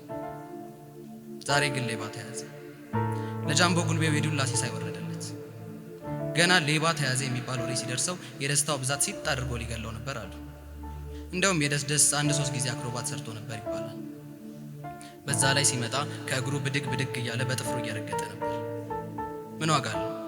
ድብድቡ ከተጀመረ በኋላ ነበር የደረሰው። የመጀመሪያዋ ዱላ ቀዳሽ እትዬ እርገጫቸው ነበረች አሉ። ገና ሌባ መያዙን ሲሰሙ በቦታው ቀድመው ተገኙ። በቀኝ እጃቸው ሽሮ ሲያማስሉበት የነበረውን ማማሲያ ይዘው ነበር እና እንደደረሱ ሽሮ በተማሰለበት ማማሲያ ግንባሩን ብለው የድብድቡን ፕሮግራም በይፋ አስጀመሩት። ብቻ ግን ጃምቦ እንደደረሰ ደብዳቤውን በሙሉ ገለል አድርጎ የድብደባ ሂደቱን በብላይነት ተቆጣጠሩ። ምን አለፋችሁ የዱላ አይነት አወረደበት። ጃምቦ ጉልቤው የዱላ አይነቶቹን ስም ሰጥቷቸዋል። ስማቸው ደግሞ ምግብ ስለሚወድ በምግብ ስም ነው የተሰየሙት። ክትፎ ምት፣ ቅቅል ምት፣ ለብለብ ዱላ፣ ማህበራዊ ዱላ እያለ ይጠራቸዋል። በነገራችን ላይ ጃምቦ ጉልቤው ክትፎ ምት ብሎ የሰየመው ዱላ ሰውየውን ድቅቅ ላም አድርጎ ከሰደደው እርሱ ክትፎ ምት ይባላል። ከወገቡ ግድም 1-3 አጥንት ከሰበረለት ደግሞ ቅቅል ምት። ለብለብ ዱላ የሚባለው ዱላ ግን አለ አይደል ማሟሟቅ አይነት ለኮፍ ለኮፍ አይነት ከሆነ ነው። ማህበራዊ ዱላ ግን አይጣልባችሁ። ከሁሉም አይነት ዱላዎች የተውጣጣ ዱላ በሉት። አጥንት አይቀር ስጋ አይቀር ሁሉንም አቅርቦላችሁ በሞትና በህይወት መካከል አድርጎ ከላካችሁ እሱ በቃ ማህበራዊ ዱላ ይባላል። ይህንን ሌባ እንደዚሁ ስብርብር አድርጎ ማህበራዊ ዱላ ቀመሰው። ጉልቤው ሳይመጣ በፊት ድብድቡ እንደተጀመረ ሁሉም የድርሻውን የዱላ ማዕድ ዘግኖ ነበር። እነ በለጠ ክብሪት፣ ኪዳኔ ሻሙ፣ በቀለች በታምር፣ እነ ሞት ባይኖር ሁሉም የድብድብ ጅራፋቸውን የተያዘው ሌባ ላይ አሳርፈው ነበር። በለጠ ክብሪት የሚባለው ሰውዬ ክብሪት ያባቱ ስም ነው ብላችሁ ገምታችሁ ይሆናል። በጣም ተሳስታችኋል። ክብሪት የተባለበት ምክንያት ጠብ አቀጣጣይ በመሆኑ ነው። ለምሳሌ 2 ሰዎች ለመደባደብም ላለመደባደብም ፈልገው እየተሰዳደቡ ነው እንበል እና ከአንደኛው ወገን አንድ ስድብ ከተወረወረ በለጠ ክብሪት አጠገቡ ካለ ስድቡን ያስተጋባና አጠር ያለ ትንተና ስለ ስድቡ አመጣጥ ያብራራል። በግሪኩ በዕብራይስጡ ካስፈለገም በግዕዙ ሊያብራራው ይችላል። በስተመጨረሻም ጠቡን ያጋገልና የሁለቱን ሰዎች ጸብ የመካከለኛው ምስራቅ አሊያም የባህረ ሰላጤው ጦርነት አድርጎ ሊያደርሰው ይችላል። የሚገርመው ነገር የአቶ ሸቴ ልጅ ሚጣ እንኳን ሌባውን በመደብደብ ድርሻውን አዋጣለች። ኋላ ላይ ግን ድብድባቸውን ጃምቦ ጉልቤው ተቆጣጥሮት እያለ ሌባው ሊሞት ትንሽ ሲቀር የከተማው ንጉሥ መልእክት ላከ። ሌባውን ወደ እኔ ዘንድ አምጡት ብሎ። ጃምቦ ጉልቤውና ሌሎቹ ደብዳቤዎቹ ቅር ቢላቸውም እንደምንም ንዴታቸውን ዋጥ አድርገው ንጉሱ ፊት አቀረቡት። ንጉሱም ዙፋኑ ላይ ቁጭ ብሎ የአካባቢውን ሰውና ሌባውን ቁጭ አድርጎ ፍርድ ሊሰጥ ጀመረ። እናም ለአካባቢው ሰዎች በዚህ ሌባ ላይ ምን ፍርድ መሰጠት እንዳለበት ሐሳብ እንዲያቀርቡ በር ከፈተላቸው። አቶ በእጃቸውን አወጡ። ንጉሥ ሆይ ይህ ሌባ ታሪካዊ ሌባ ነው። ከአሁን በፊት እንደዚህ አይነት ሌባ ያየነው የዛሬ 50 ዓመት ዕለተ ዓርብ ከጠዋቱ 2 ሰዓት ላይ ሲሆን ይህኛውም ሌባ በተመሳሳይ ሰዓት ሰርቆ በመገኘቱ ታሪካዊ ፍርድ ሊሰጠው ይገባል። በዚህም መሰረት 50 ዓመት ይፈረድበት አለና ቁጭ አለ። ቀጥሎ አቶ ሽውሽው እጃቸውን አንስተው እድል ተሰጣቸው። እኔ ግን ንጉሥ ሆይ ይሄ ሌባ ሌብነቱን ሳየው ከሁሉም ለየት ይልብኛል። ምክንያቱ ደግሞ ንጉሥ ሆይ የአንተ ባለቤት እቴጌቷ አርግዛ ልትወልድ በተቃረበችበት ቀን ላይ መያዙ ነው። ስለዚህ አውቆ እቴጌቱን ለማስደንገጥ አስቦ እንደሆነ መገመት አይከብድም። በዚህም ላይ የአንዳንድ የጥፋት ኃይሎች ሴራ ሊኖርበት እንደሚችል ጥርጣሬ አድሮብኛል። ስለዚህ እኔ በእቴጌቱ ቅድመ አያትና በአያቷ ዕድሜ ልክ እስራት ይፈረድበት ብዬ ሐሳብ ማቅረብ እወዳለሁ አለ። የእቴጌቱ ቤተሰቦች ደግሞ ሁለቱም ሞት እምቢ ብሏቸው በ110 ዓመታቸው ነው የሞቱት። የሁለቱ ሲደመር 220 ዓመት መሆኑ አይደል? ስለዚህ 220 ዓመት ይፈረድበት አለ። እንደው ዘንግቶት እንጂ ይሄ ሌባ ይህን ያህል ዓመትም እኮ ላይኖር ይችላል። ቀጥሎ ደግሞ አቶ ስብስብ የተባለ ሰውዬ እድል ተሰጠው።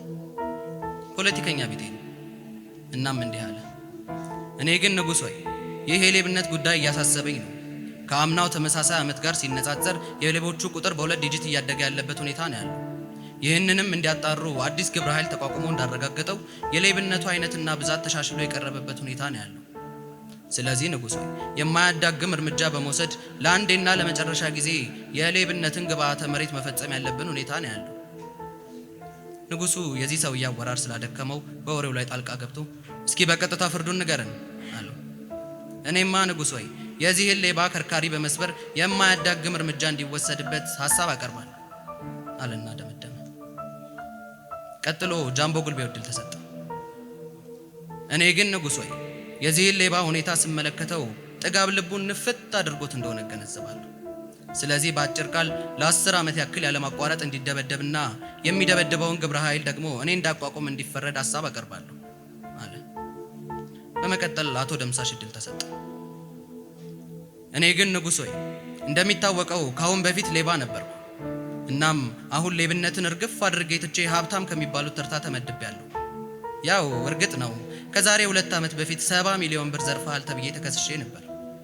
ያው ፍርድ ቤቱ ነፃ አድርጎ ከለቀቀኝ በኋላ በ2 ዓመት ውስጥ ጠንክሬ ሰርቼ ቢሊዮነር ሆኛለሁ። እርግጥ ነው አንዳንዶቻችሁ ለዳኛው 10 ሚሊዮን ብር አቅሞት ነው በነፃ የወጣው እያላችሁ እንደምታሙኝ ያውቃሉ። ክቡር ፍርድ ቤት፣ እኔ ግን ከሊስትሮ ተነስቼ ነው በ2 ዓመት ውስጥ ቢሊዮነር የሆንኩት። በ2 ዓመት ውስጥ ከሊስትሮ ተነስቶ ቢሊዮነር መሆን እንደሚቻል በተግባር ያሳየው ሰው ነኝ። ነገር ግን ይህ ሌባ የሰረቀውን ስሰማ በጣም ትንሽ ነገር ያውን በሺዎች ደረጃ ሊያወጣ የሚችል ነገር እንደዘረፈ ስሰማ በጣም ተናድጃለሁ። የሌብነትን ክብር ነው ያወረደው፣ ስራችንን ነው የናቀው፣ ማለቴ የቀድሞ ስራዬ። እናም በሞት እንዲቀጣ ወስኛለሁ አለና ቁጭ አለ። ይሄ ሌባ አሳዘነኝ። እርሱ ብቻውን ለፍርድ ቆሞ ሁሉም ሰው እርሱን ጠልቶት ከ50 ዓመት እስከ ሞት ሲፈረድበት እየሰማ አንገቱን አቀርቅሯል። ማንም ለእርሱ ወገን የሚቆምለት የለም። ሁሉም ከሶታል፣ ሁሉም ደብድቦታል። ማንም ለምን ወደ ዝርፊያ ገባ ያለው የለም። ሁሉም ፈረዱበት፣ ሁሉም ተነሱበት። አለውልህ የሚለው ያጣ ፍርደኛ፣ በፈራጆች ዓለም ውስጥ ብቻውን የተገኘ ፍርደኛ። በመጨረሻም ከሁሉም ሰው ፍርድ በኋላ የቀረው የንጉሱ የመጨረሻ ፍርድ ነበር። ንጉሱም ፍርዱን ሊሰጥ ገና ንግግሩን ሲጀምር ታላቅ የምስራች፣ ታላቅ የምስራች ያለ የንጉሱ መልእክተኛ ወደ ጉባኤው እየሮጠ መጣ። ንጉሱም ፍርዱን አቋርጦ ምንድን ነው? ምን ተፈጠረ? አለው። ንጉሥ ሆይ ደስ ይበልህ፣ ንግስቲቷ ወንድ ልጅ ወለደችልህ አለው። ንጉሱም እጅግ ደስ አለው። በጉባኤው የነበሩት ሰዎች ሁሉም እጅግ ደስ አላቸው። ንጉሱም ከፊት ለፊቱ ያለውን ሌባ እየተመለከተ ምን እንደሚፈርድበት አሰበና በልጁ መወለድ ምክንያት አንድ አዲስ የፍርድ ስርዓት መጀመር እንዳለበት ወሰነ። እርሱም ፍርዱን አስተላለፈ። እንደሚታወቀው እስከ ዛሬ ድረስ ለሌቦች ፍርድ ስንሰጥ ቆይተናል። ምናልባትም ዛሬ በዚህ ሌባ ላይ የፈረዳችሁት በሙሉ ልክ ሊሆን ይችላል። ነገር ግን እኔ በተወለደው በአንድ ልጄ ምክንያት ደስ ስላለኝ ይህንን ሌባ በምህረት እንዲለቀቅ ወስኛለሁ ብሎ ፍርዱን ሰጠ። ሌባውም ያ ብላቴና በመወለዱ ምክንያት ምህረት አገኘ።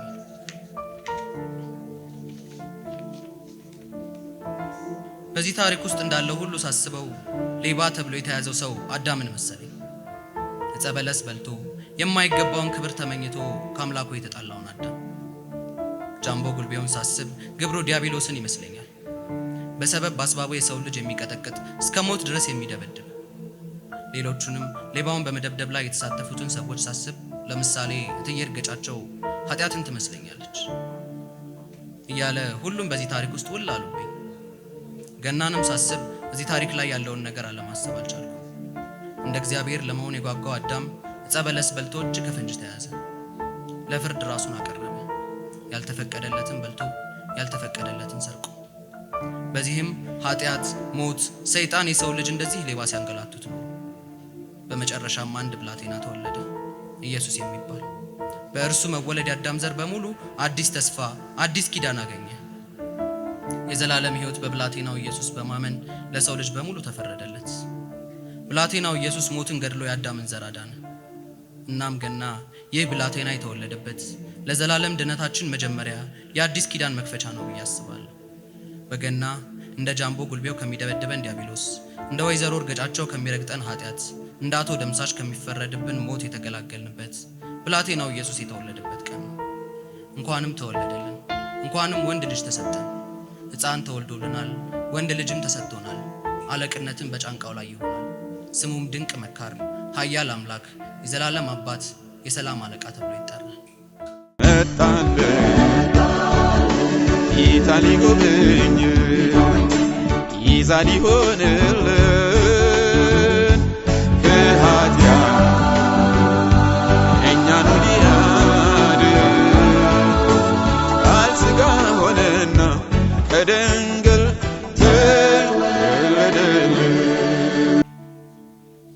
እንኳን ለጌታችን ለመድኃኒታችን ለክርስቶስ ኢየሱስ የ2018ኛው የምህረት ዓመት የልደት በዓል አደረሳችሁ። በድጋሚ በማን ልደት? ሕፃን ተወልዶልን ንጉሥ ደነገጠ። የነቢያት ትንቢት በአካል ተገለጠ። አምላክ በተሰጎ በድንቅ በታምራት ወደኛ ቀረበ፣ ተበሰረ ብስራት። አስደናቂ ልደት ግርግም ተከበረ። ፍቅርና ደስታ ምህረት ተነገረ።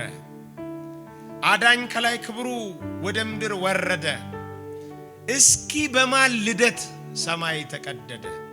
ደስታ ላለ አዳኝ መጥቷል። ያስመሳዩዋ ማስታወቂያ ያስመሳዩዋ ማስታወቂያ የዓለም ጥሪ ማታለያ። ምን ጣጣ አለው ብትቀምሱኝ፣ አንዴ ብቻ ብትሞክሩኝ፣ ባጅባችሁ ብታጅቡኝ፣ ባደምቃችሁ ብታደምቁኝ፣ ዳንኪራዬን ደንክራችሁ ትርታዬን አፏጭታችሁ በመድረኬ ቀውጣችሁ በቅብጠቴ ተነዝራችሁ በሐሳቤ ተነድፋችሁ በመሻቴ ተቀርጻችሁ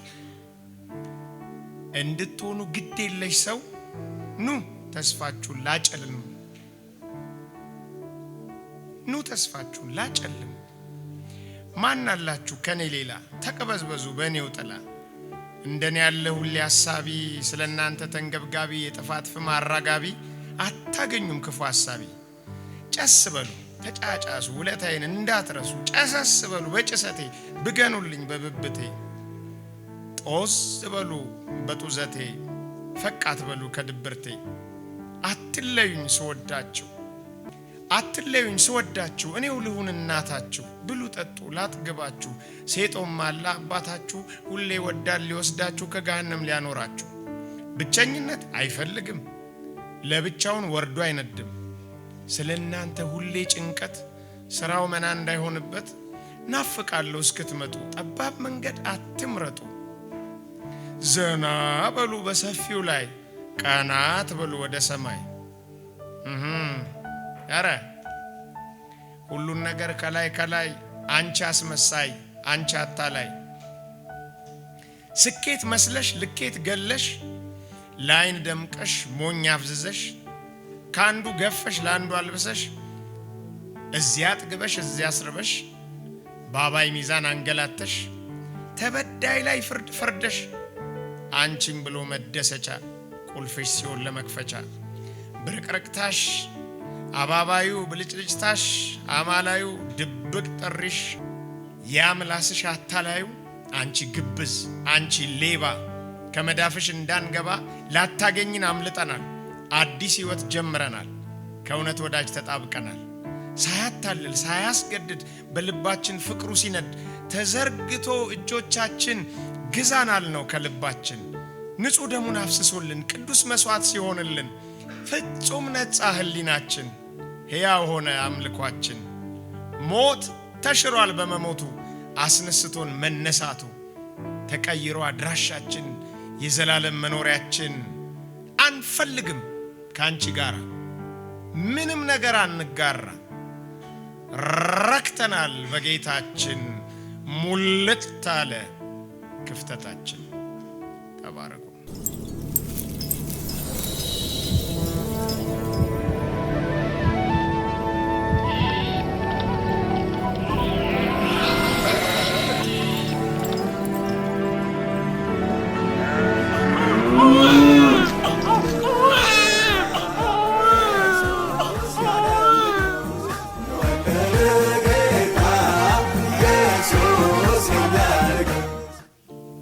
የዝምታህ ምክንያት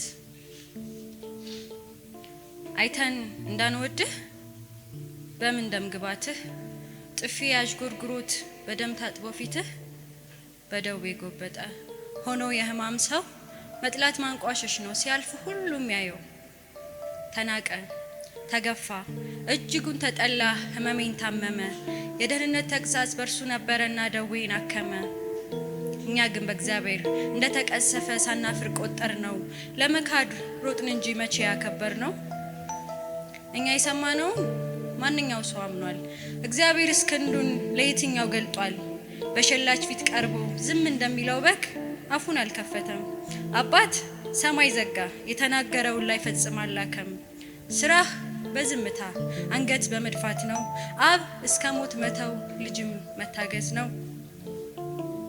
የራስ ፍቃድ የለም ይችን ጽዋ መግፋት ካንድ ልጁ በቀር ሌላ ያነጻው የዚህን ዓለም ክፋት ልጅ መሄድ እንደበግ በገዳዮች ተርታ አባት መጨከን ነው መተው በዝምታ በመጨነቅ ሄደ ለፍርድ ተወሰደ ስለ ህዝቤ ኃጢያት በደዌ ተመቶ ከምድር ተወገደ ሆነ መቃብሩ ከክፎች ጋራ አኬልዳማ ሆነ ቀራኒው ተራራ ያን ቀን ብዙ አየን ያን ቀን ብዙ ሰማን ያጎረሰ እጅህ ተሸጠ በዲናር ብለው ተማጸኑ ይሄን ያዙትና ይፈታልን በርባን ላይ ከሚጓጓ ቆምክ በሄሮድስ ፊት ንቄት የሞላበት ደረብክ ልብሰ መንግስት ውብ ልብስ ተገፎ እጣ ተጣለበት በራስ ቅልህ መሃል ሾህ ተደፋበት በግፍ ተገደልህ ፍርድ ተዛባብህ በአይሁድ ሕግ ገርፈው ለሮም መስቀል ሰጡ 40 ጅራፍ ስሌት ቁጥር ጠፋባቸው እንደገና መቁጠር መግረፍ አማራቸው አንተ ማስተካከለ ጀርባን ሰተሃቸው ደም ፈሶ እስከሚያልቅ ስጋህን መተልተል መቼ ደከማቸው እጅና እግሮችህን ጠረቃቸው ችንካር ጎንህ ውሃና ደም ሞትን ሊመሰክር በሰፍነግ አድርገው ሰጡህ መራራ ሞት በወንበዴ መሃል አለፍክ በጣር ሞት እጅግ ጨከኑበት የእጆቹ ፍጥረት ያለ ኃጢያት ቦታ ሊሰጥ አዲስ ህይወት ያን ቀን ታምራየን መጋረጃ ቀዶ ምድርን አጨለመ ፀሐይ ተደበቀች የተሰቀለውን ፈጣሪዋን እርቃን በሐፍረት ሸፈነች ኤሎሄ ኤሎሄ ላማ ሰበቅታኒ አባ ለምን ተውከኝ ይሄን ሁሉ ያየህ ጨክነ ዝም አልከኝ ያን ቀን ጨካኝ አባታየን ለልጅ ማይራራ የአዲስ ኪዳን ድግስ በልጅ ደም ይሰራ ዝምታ ነገሰ በአባት በልጅ መሃል ካንድ ልጅ በላይ ዓለምን ወደሃል መቃብር ወረደ ምርኮ ሊበዘብዝ የሲኦል መክፈቻ በእጆቹ ሊያገባ ሞትን በሞት ሊይዝ 3 ቀን አዘንን ቀብረን ተመለስን ተረኞች እንዳንሆን ጠፋን ተደበቅን ያን ቀን የምስራች ሰማን ግዙፉ መቃብር ራሱ ተንከባሏል ስለምን ፈለግን ህያውን ከሙት መሃል ፈርተን ካለንበት በተዘጋ በር ውስጥ ሰንጥቀህ አለፍህ ሞት ሆይ ሞጊያው የታል ሲኦል ድል መንሳቱ አልቻለም ይይዝህ ወረድ ከኖርክበት ከሰማይ ከፍታ ሰጠን የደስታ አክሊል በሸዋችን ፈንታ ፈታን ከኃጢያት ቀንበር መዳለኛ ሆነ ከአብ አስታረቀን ኃጢያትን ኮነነ ሞትን በሞት መግደል ሰይጣንን ለመቅጣት ለካስ መታደግ ነው የዝምታህ ምክንያት ያን ቀን ብዙ አስተዋል ደስታናለ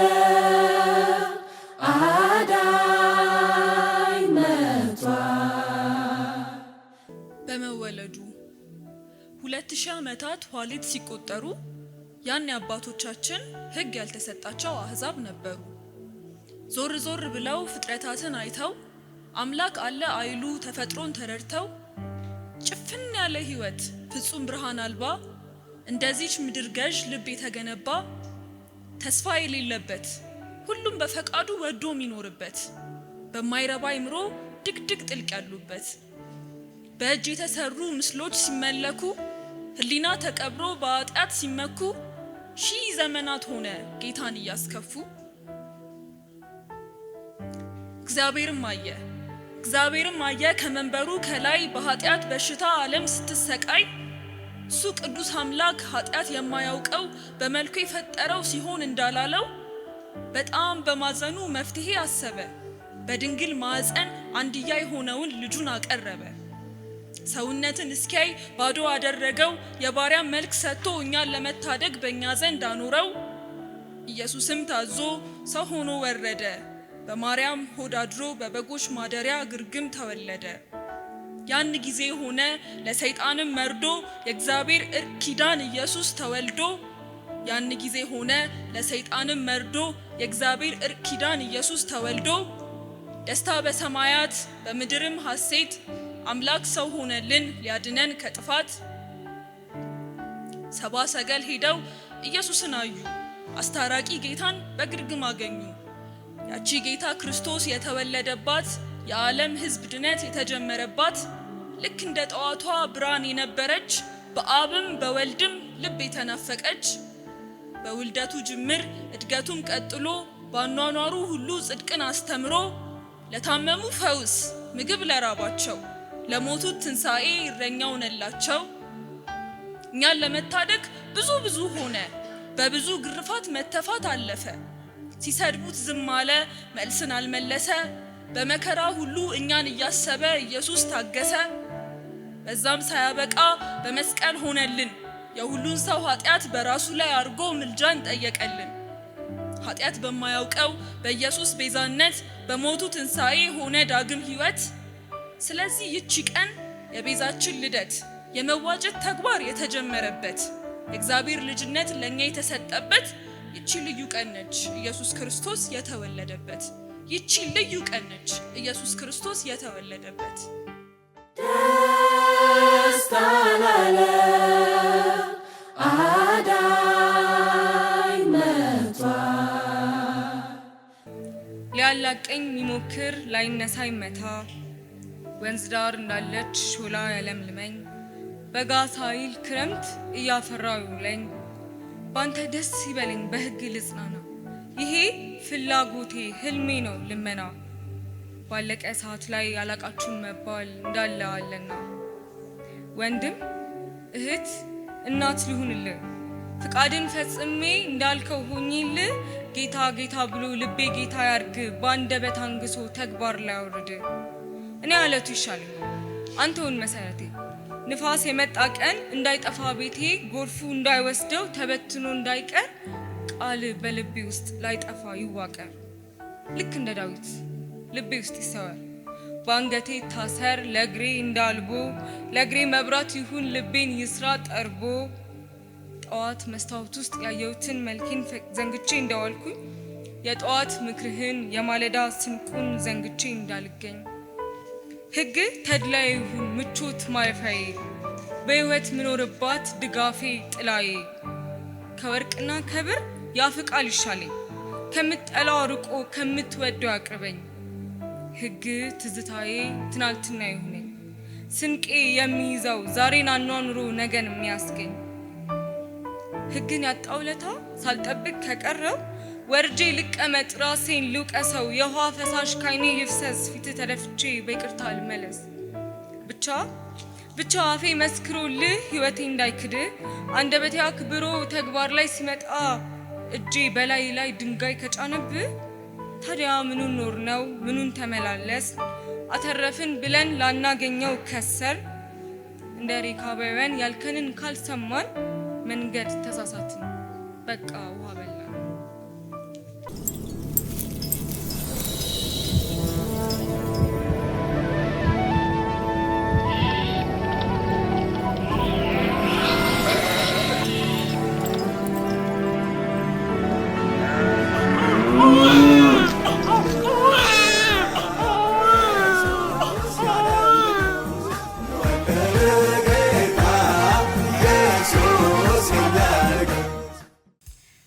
ቤተልሔም እንዳለ እባላለሁ። አምን አርቲስት እና ሚውራል የግድግዳ ስዕል ሰዓሊ ነኝ፣ አርኪቴክት ነኝ and I do canvas arts too።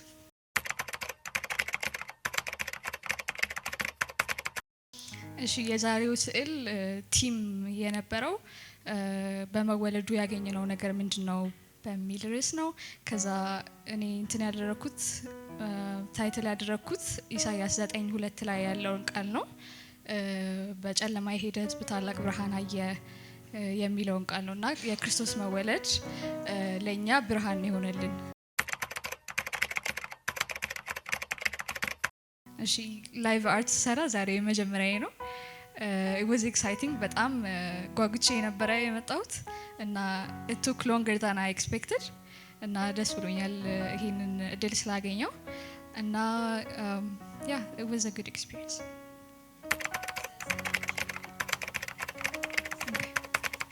እኔ የምሰራው ብላክ ኤንድ ዋይት አርት ነው እና ፓተርን አርት ነው የምሰራው።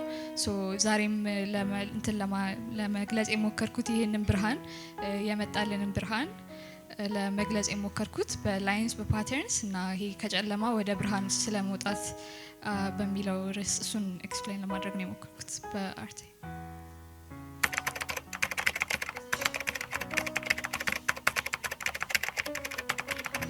እሺ ሶ መጀመሪያ ቻሌንጅ ነበረ ለ31 ቀን የሚሰራ ኦክቶበር ላይ ያለ ኢንክቶበር የሚባል ሶ እሱ ላይ የክርስቲያን ቻሌንጅን ለመስራት ሞከርኩኝ እና ኤቭሪዴይ አንድ ቨርስ እየመረጥኩኝ እሱን ኤክስፕረስ ለማድረግ ነው እየሞከርኩኝ የነበረው።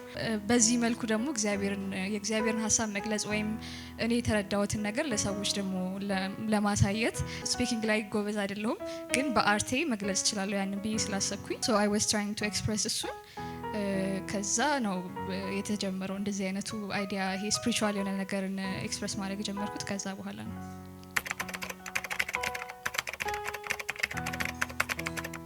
ሶ ይሄኛውንም አርት እንድሰራም ስትጠሩኝ was like a start ለኔ ሶ ስፒሪቹዋል ነገርን መስራት ከመጀመሪያም አንፃር ከዚህም በኋላ በደንብ በትልቁ ደግሞ እግዚአብሔር ማገልገል ከቻልኩኝ በሰጠኝ ስጦታ I would love to do that. ኢሳይያስ 9:2 ላይ ባለው ቃል ተነስቼ ነው ይሄንን ቃል ወይም ቃል ስጋ ሆነ ብሎ ቅድም ያቀረበልን ጽሁፍ ነበርና ከሱ ጋር ኮኔክት ለማድረግ ነው የሞከርኩት። በጨለማ የሄደ ህዝብ ታላቅ ብርሃን አየ። እዚህ ጋር በቃ ብርሃኑን ኤክስፕረስ ለማድረግ ነው። ሰዎቹ ጨለማ ውስጥ ወይም ህዝቦቹ ጨለማ ውስጥ ነው ያሉት።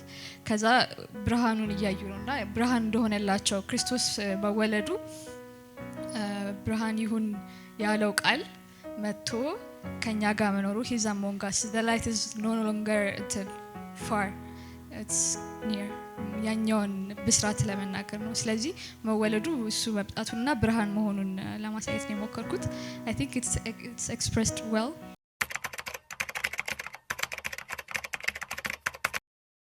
በማንኛውም መንገድ እግዚአብሔር መናገር ይችላል እና በየትኛው በስነ ጽሁፍም ቢሆን በአርትም በሌላም ባለን ተሰጥኦ እግዚአብሔር can work through us እና እሱን መፍቀድና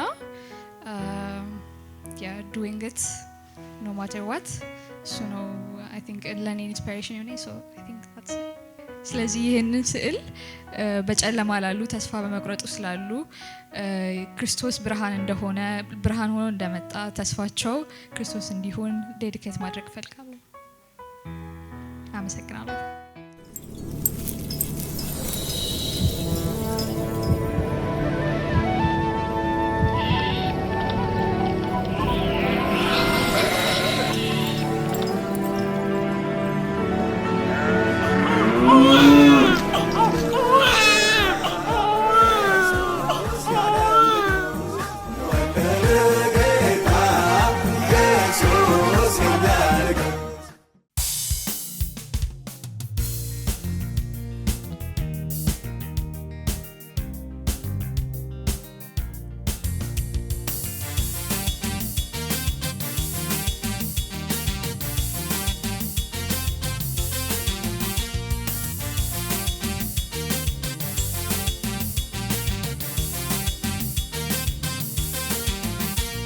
ደስ ይበለን ደስ ይበለን ደስ ይበለን ደስ ይበለን ደስ ይበለን ደስ ይበለን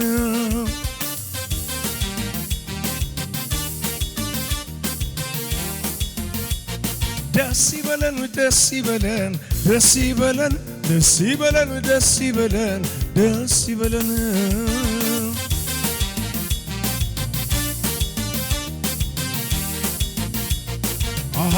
የአባትን ክብር በልጇ አየን ቃል ስጋ ሆኖ ተገልጦልን በሰው ያልታሰብ ታናናሾቹ አንደኛ ሆነን በመሰራችሁ የሰማይ ክብር በምድር አየን ቃል ስጋ ሆኖ ተገልጦልን በሰው ያልታሰብ ታናናሾቹ ቀዳሚ ሆነን በምስራቹ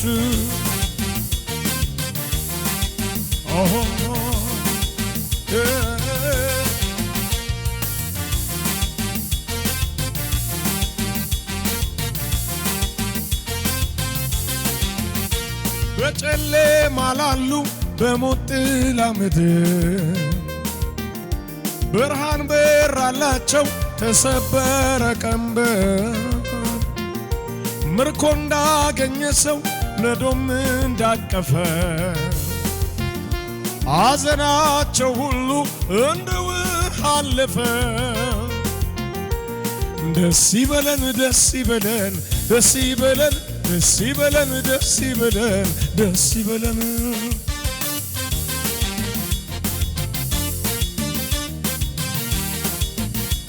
ደስ ይበለን ደስ ይበለን ደስ ይበለን ደስ ይበለን ደስ ይበለን ደስ ይበለን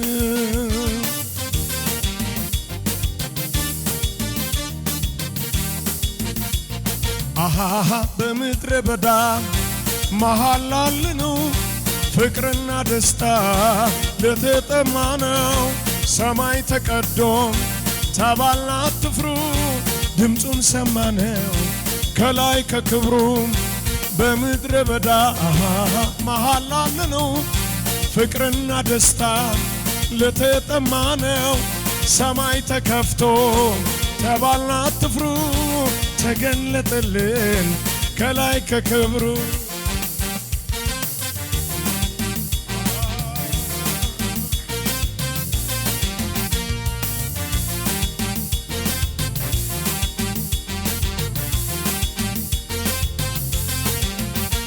ለመንግስቱ ስፋት ለሰላሙም ብዛት ፍጻሜ የሌለው የዘላለም አባት ድንቅ መካር አምላክ ኃያል ነው ልዑል መንግስቱም በፍትህ በጽድቅ ጸንቷል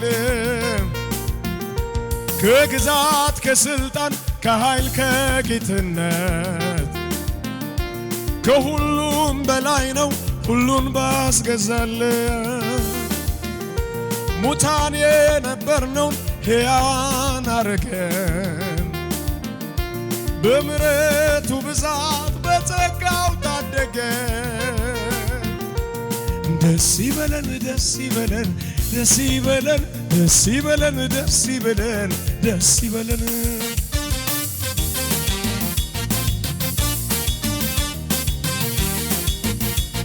ደስ ይበለን ደስ ይበለን ደስ ይበለን ደስ ይበለን ደስ ይበለን ደስ ይበለን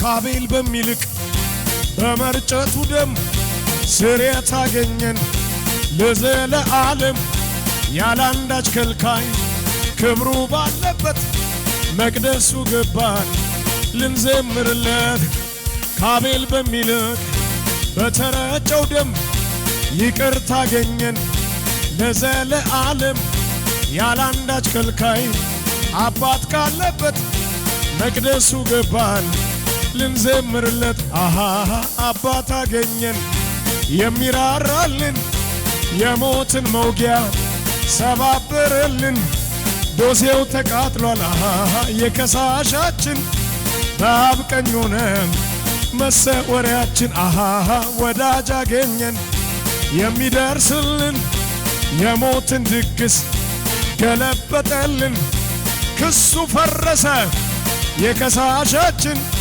በአብ ቀኝ ሆነ መሰወሪያችን እሰየ ምስራች ጌታ ተወለደ ከሰማይ ሰማያት ለኛ ሲል ወረደ እሰየ ምስራች ጌታ ተወለደ ከሰማይ ሰማያት ለኛ ሲል ወረደ እሰየ ምስራች ጌታ ተወለደ ከሰማይ ሰማያት ለኛ ሲል ወረደ እሰየ ምስራች ጌታ ተወለደ ከሰማይ ሰማያት ለኛ ሲል ወረደ እሰየ ምስራች ጌታ ተወለደ ከሰማይ ሰማያት ለኛ ሲል ወረደ።